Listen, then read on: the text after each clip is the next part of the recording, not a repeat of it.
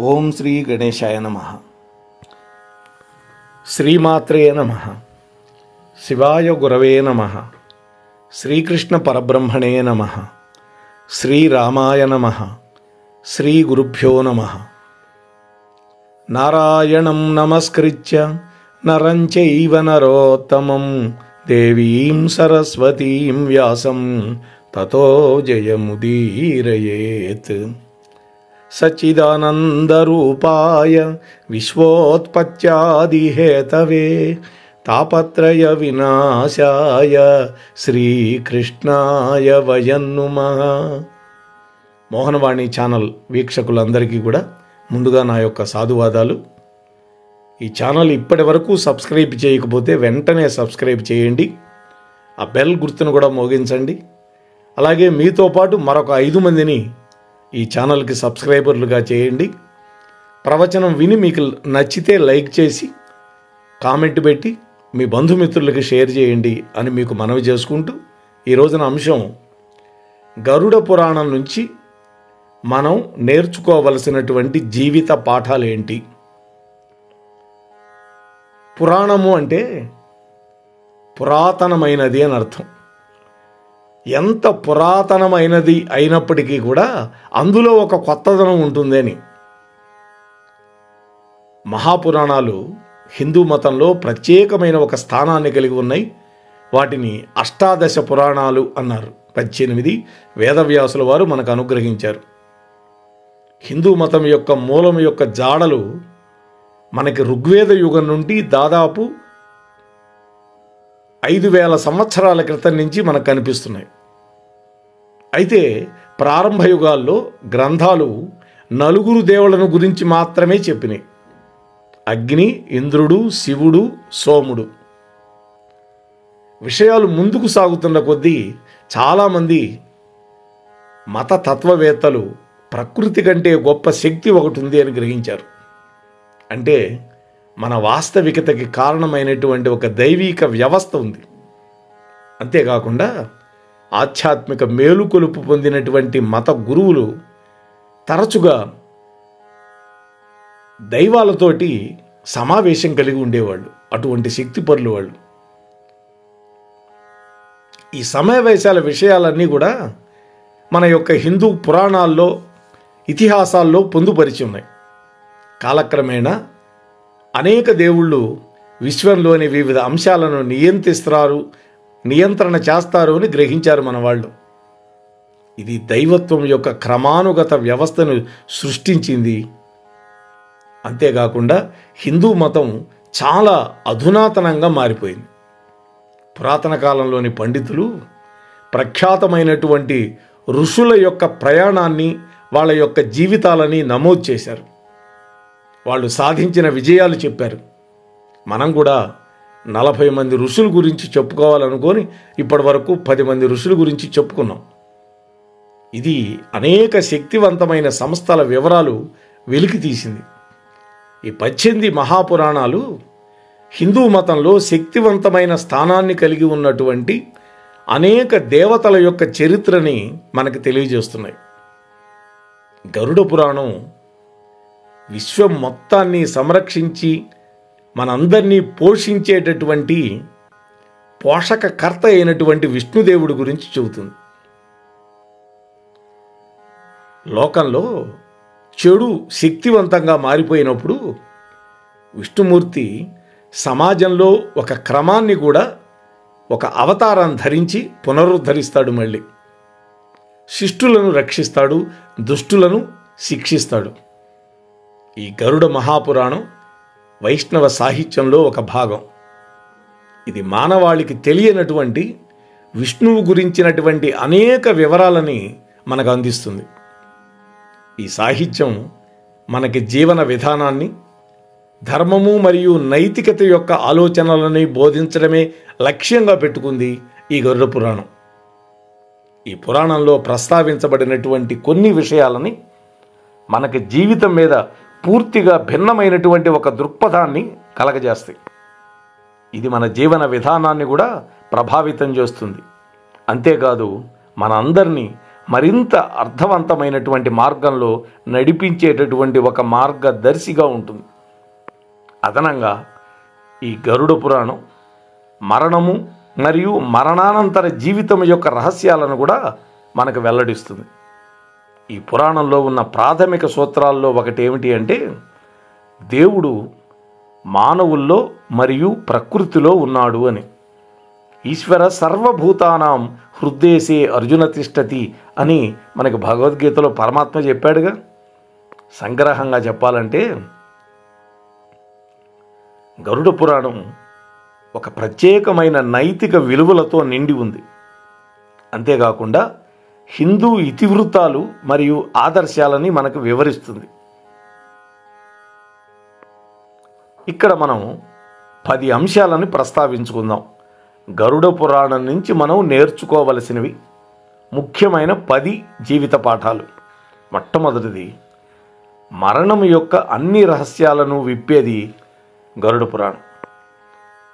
జీవితం గురించి మనకు ఖచ్చితంగా తెలిసినటువంటి ఏకైక విషయం ఏమిటి అంటే, అది ఏదో ఒకరోజు ముగిసిపోతుంది అని. అంటే పుట్టినరోజు ఒకటి ఉంది అంటే గిట్టే రోజు ఒకటి ఎప్పుడూ ఉంటుంది. ఈ కఠినమైనటువంటి సత్యం మనల్ని అస్తిత్వమైనటువంటి ప్రశ్నలను అడగటానికి ప్రేరేపిస్తుంది. మనం ఏం చేస్తున్నాం, ప్రతి దాని యొక్క ఉద్దేశం ఏంటి, నేను చేసే పనులు ఏ ప్రయోజనాన్ని నాకు అందిస్తాయి, ఇటువంటి ప్రశ్నలు మనకి చికాకు కలిగిస్తాయి మరియు మనల్ని నిరాశ నిర్లిప్తకి వెళ్ళే విధంగా కూడా దారితీస్తుంది.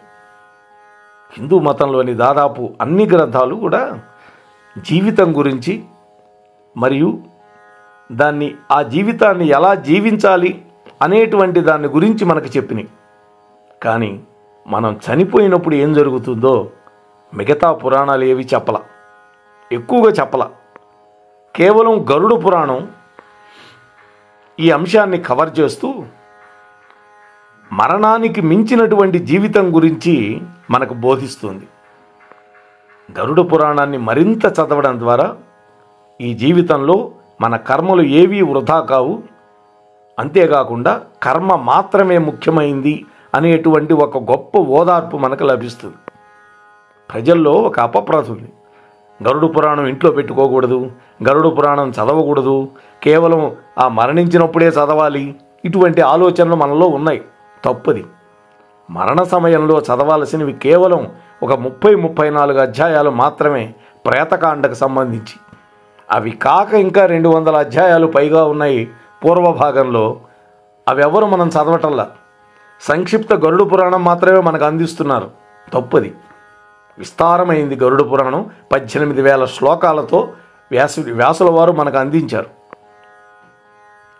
ఇది మరణానంతర జీవితం, మోక్షం, జననం, పునర్జన్మ చక్రం మొదలైన వాటి వెనకాతల ఉన్నటువంటి నగ్న సత్యాలను గురించి మాట్లాడుతుంది ఈ గరుడ పురాణం. సైన్స్ ముగిసే చోట మతం ప్రారంభమవుతుందని మన పెద్దవాళ్ళు చెప్పారు. అంతేకాదు, మన యొక్క మత చరిత్రను మనం పూర్తిగా అర్థం చేసుకోలేదు ఇంతవరకు. మన హిందూ సంస్కృతిలో ప్రాచీన మత పెద్దలని జ్ఞానోదయం పొందినవారుగా పరిగణించేవాళ్ళు మన వాళ్ళు. అంతేకాదు, వారికి జీవితం మరియు మరణం గురించి ప్రతి విషయం కూడా తెలుసు ఆ మహాత్ములకి.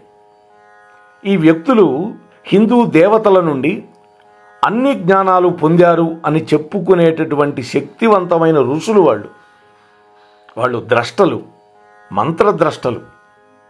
కాబట్టి ఈ గరుడ పురాణ కథ ఇప్పటికీ సైన్స్ ద్వారా వివరించబడినటువంటి అనేక విషయాలు చర్చిస్తుంది. ఈ జీవితంలో మన కర్మలను మెరుగుపరుచుకోవడానికి ఈ పురాణంలో మరణ రహస్యాలను మనం చదువుకోవచ్చు. అంతేకాకుండా ఈ పురాణం మరింత నైతిక చర్యలలో మనం పాల్గొనడానికి ఒకానొక చోదక శక్తిని కూడా మనకి ప్రసాదిస్తుంది. ఇక రెండో విషయం, గరుడ పురాణంలో ఎటువంటి శిక్షలను ప్రతిపాదించారు. గరుడ పురాణం ఒక ఆదర్శవంతమైన జీవన విధానాన్ని మనకి వివరిస్తుంది. అంతేకాదు మనం మన జీవితాలను ఎలా గడపాలి, అంతేకాకుండా ఏ కర్మలకి మనకు బహుమతులు లభిస్తాయో చెబుతోంది. అదనంగా విష్ణుమూర్తి సమాజాన్ని ఎలా గ్రహిస్తాడో, ఆ మహాత్ముడి యొక్క అంచనాలు ఏమిటో కూడా ఈ గరుడ పురాణం చర్చిస్తుంది. అంతేకాదు రకరకాల చర్యలకు ఉండేటటువంటి శిక్షల గురించి కూడా చక్కగా చెప్పింది. ఈ విభాగం సమాజానికి ఒక నిరోధక ప్రభావాన్ని జోడించడం లక్ష్యంగా పెట్టుకుంది. అంటే పాపకర్మలు చెయ్యకుండా ఉండాలి అని. ఇది ఒక సురక్షితమైన సామాజిక పద్ధతులకు దారితీస్తుంది. ఇప్పుడు పాపం చేస్తే శిక్షల గురించి చెప్పకపోతే మనిషిలో భయం కలగదుగా, విశృంఖలంగా ప్రవర్తిస్తాడుగా. అందుకోసం ఒక స్పీడ్ బ్రేకర్ అన్నమాట. ఈ గరుడ పురాణంలో విషయాలని దృక్పథంలో ఉంచుకోవడానికి 18,000 శ్లోకాలు ఉన్నాయి.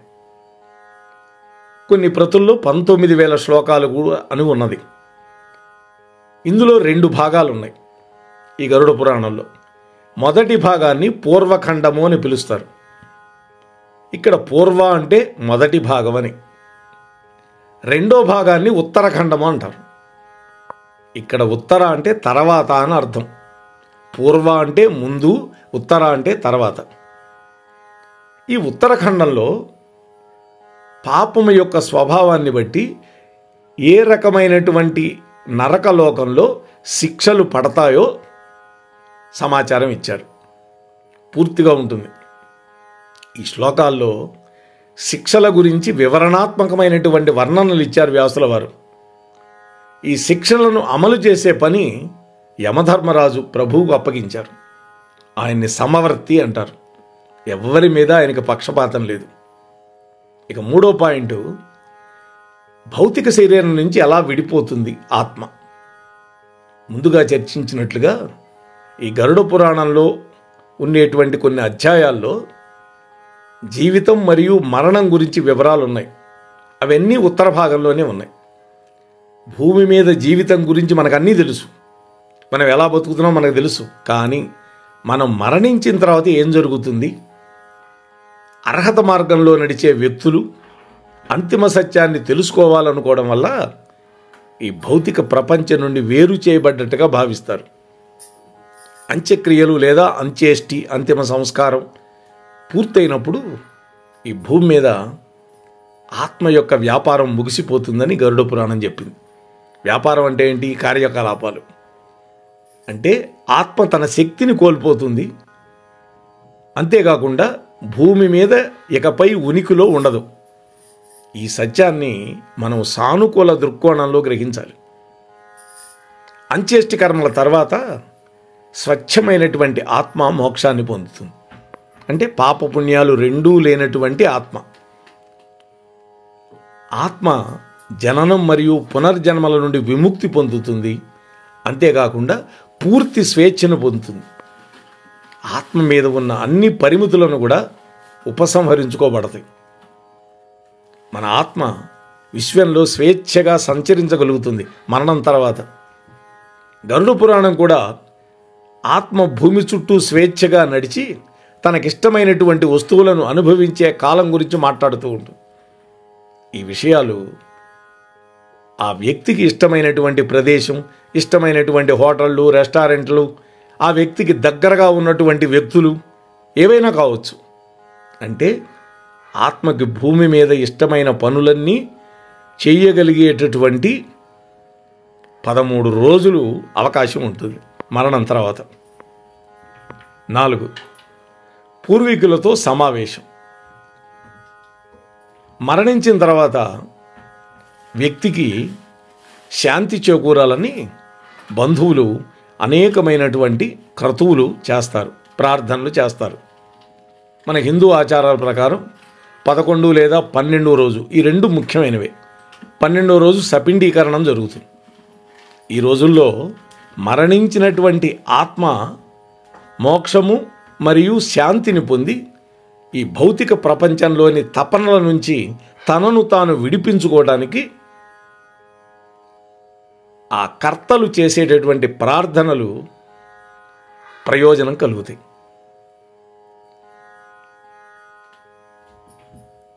ఆత్మ తన యొక్క తండ్రులు మరియు పితృదేవతల్లో తిరిగి కలిసే సమయం కూడా ఇదే, ఆ సపిండీకరణం రోజు. ఈ ఐక్యతలో బంధువులు, పూర్వీకులు, స్నేహితులు, సన్నిహిత కుటుంబంలో ఉన్నవాళ్ళు అందరూ వస్తారు. ఈ చివరి ప్రార్థనలు పూర్తయిన తర్వాత ఆ ఆత్మ స్వర్గంలోకి ప్రవేశిస్తుందని, అక్కడ దానికి ప్రియమైన వాళ్ళు దానిని హృదయపూర్వకంగా స్వాగతిస్తారని ఈ గరుడ పురాణం మనకు చెబుతుంది. చాలా కాలం తర్వాత ఒకరినొకరు చూసుకునేటటువంటి ఇద్దరు స్నేహితులను కలవడం అనేది ఇక్కడ ఈ సమావేశం యొక్క ఆంతర్యం. ఇక పునర్జన్మ వెనక ఉన్నటువంటి రహస్యం ఏంటి? అన్ని ఆత్మలు జనన మరియు పునర్జన్మల చక్రం నుండి విముక్తి పొందలేవు. ఈ జీవితంలో చేసేటటువంటి కర్మలు ప్రపంచం పట్ల మన రుణాల్ని నిర్ణయిస్తాయి. మన పాపాలు మన యొక్క నైతిక చర్యలను అధిగమిస్తే మన ఆత్మ జనన పునర్జన్మల చక్రం నుండి విముక్తి పొందే అవకాశం ఉండదు. గరుడ పురాణం ప్రకారం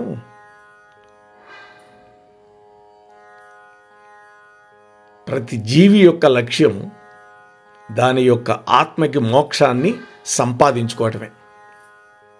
అయితే నైతికత కంటే కూడా పునర్జన్మనికి ఇంకా ఎక్కువ అవకాశం ఉంటుంది. గరుడ పురాణం మన పునర్జన్మ అవకాశాలు కూడా అండం ఏర్పడిన తర్వాత మనం చేసుకునే ఒప్పందం మీద ఆధారపడి ఉంటాయని చెబుతోంది. ఈ ఒప్పందంలో మన తల్లిదండ్రులు, బంధువులు మొదలైన వాళ్ళని ఎంచుకునే స్వేచ్ఛ ఆత్మకు లభిస్తుంది. ఆ ఒప్పందానికి కట్టుబడి ఉన్న తర్వాత మనం ఈ లోకంలో పుడతాం. అట్లాగే మన జన్మస్థానం మన జాతకం మీద ఆధారపడి ఉంటుంది. ఇది మనం పుట్టినటువంటి సమయంలో ఉండేటువంటి గ్రహ గతుల మీద ఆధారపడి ఉంటుంది. మన హిందూ జ్యోతిష్ శాస్త్రంలో జాతకాన్ని కుండలి అని పిలుస్తాం. ఈ కుండలి ఈ భూమి మీద మన మొత్తం జీవి యొక్క బ్లూ ప్రింట్. అంతేకాదు ఈ బ్లూ ప్రింట్ మన పనులు మరి యొక్క చర్యలను కూడా నియంత్రిస్తూ ఉంటుంది. చివరగా గరుడ పురాణం ప్రకారం ఇది మన జీవితం. మరణం యొక్క మరణాంతర జీవితానికి మనం పుట్టే సమయం ఏదైతే ఉందో అది కీలకమైనది అని జ్యోతిష్ శాస్త్రం చెబుతోంది. ఇక ఆరో విషయం, జీవితం ఒక విలువైనటువంటి బహుమతి మనకి, మానవ జీవితం ముఖ్యంగా. గరుడ పురాణం జీవితాన్ని భగవంతుడు మనకిచ్చినటువంటి ఒక విలువైన బహుమతిగా, అందువల్ల దాన్ని ఎవరూ వృధా చేయకూడదని కూడా చెప్పింది. మానవ జన్మ దుర్లభం, అందుకని దాన్ని వృధా చేసుకోకూడదు. దేవుడు మనల్ని ఇక్కడికి ఎందుకు పంపాడో మనం ఆలోచిస్తూ ఉండాలి. మానవులను భూమి మీద ఉంచడం ద్వారా దేవతలు ఏమి సాధించాలనుకుంటున్నారు? మన ఆత్మలని తీర్పు తీర్చడానికి మనం ఇక్కడ ఉన్నామని గరుడ పురాణం చెబుతోంది. దీని ప్రకారం విశ్వంలో మన యొక్క స్థానం నిర్ణయించబడుతుంది. చేసినటువంటి ప్రతి తప్పు పనికి ఒక నిర్దిష్టమైనటువంటి శిక్షని ప్రతిపాదించారు. శిక్ష అమలు అనేది జీవిత చక్రంలో జరగదు. దానికి బదులుగా ఆత్మ యమరాజు యొక్క తుది తీర్పు కోసం వేచి ఉండాలి. శిక్షని గనక అనుభవించాల్సి వస్తే ఆ ఆత్మ నరకంలో తన సమయాన్ని గడుపుతుంది కారణదేహంతో. అంతేకాదు ఆత్మ తన గత జన్మ పాపాలకు కూడా ప్రాయశ్చిత్తం చేసుకోవడానికి మళ్ళీ భూమి మీదకు పంపబడుతుంది ఆ సంచితం అనేటువంటి మూటతోటి.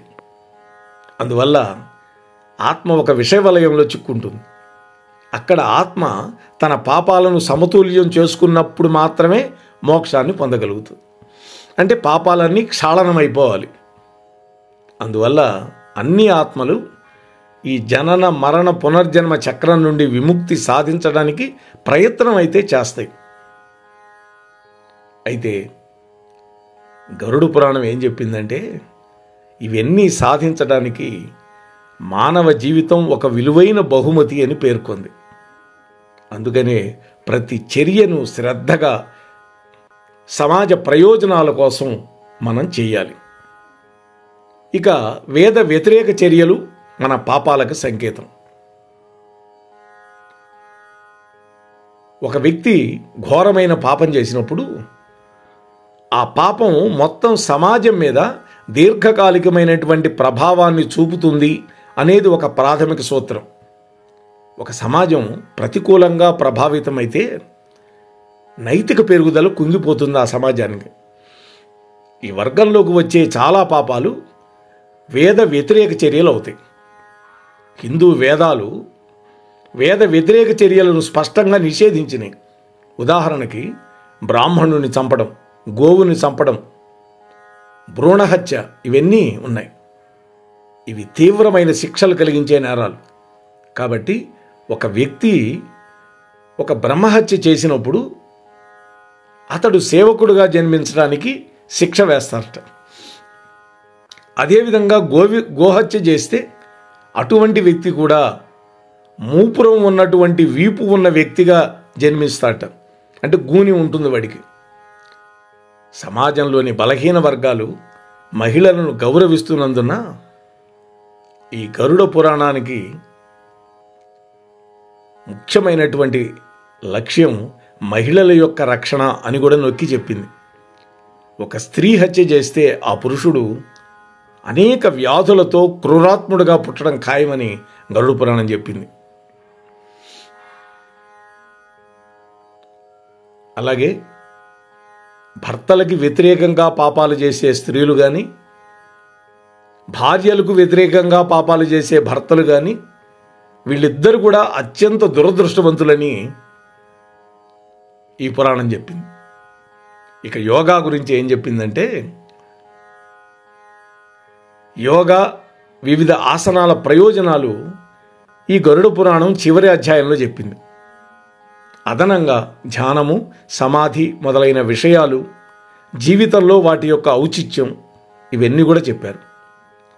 ఈ అభ్యాసాలన్నిటినీ చేర్చడం వల్ల దీర్ఘకాలిక మరియు స్వల్పకాలిక వ్యాధులతో పోరాటం చేయడానికి మనకి అవకాశం కుదురుతుందని కూడా చెప్పింది.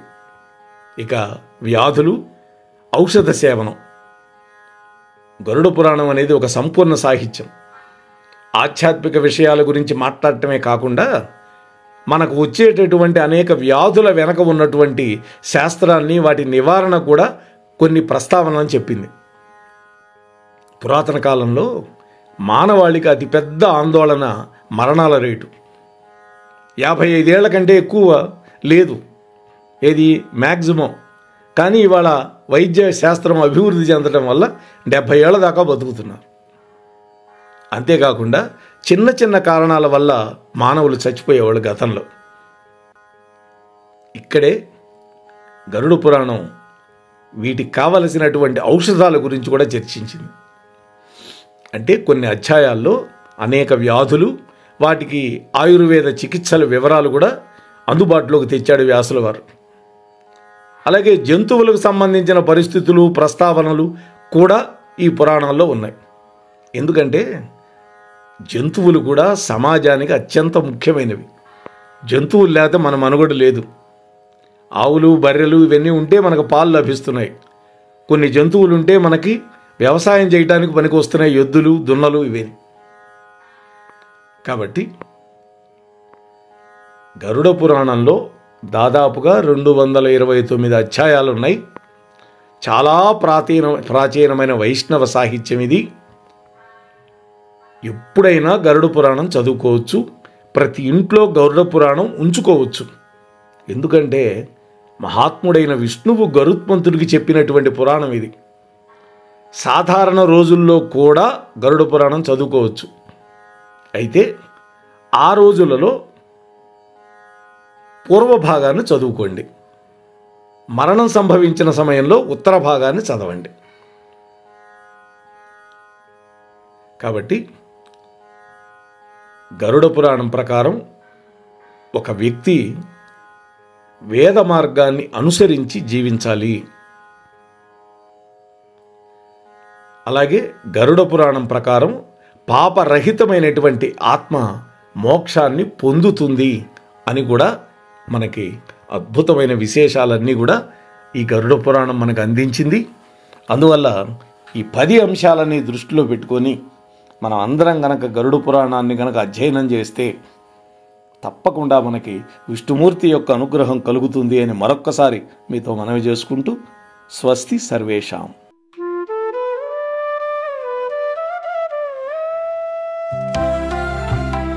సత్సంగం సత్సంగం భగవంతుని లీలలు, సాధు సత్పురుషుల గాథలు, మహాత్ముల జీవిత గాథలు, భగవంతుని తత్వం తెలుసుకునే ప్రయత్నమే సత్సంగం. ఈ సత్సంగం వినండి, వినిపించండి, వింటూనే ఉండండి. సత్సంగం, ఈ సత్సంగం.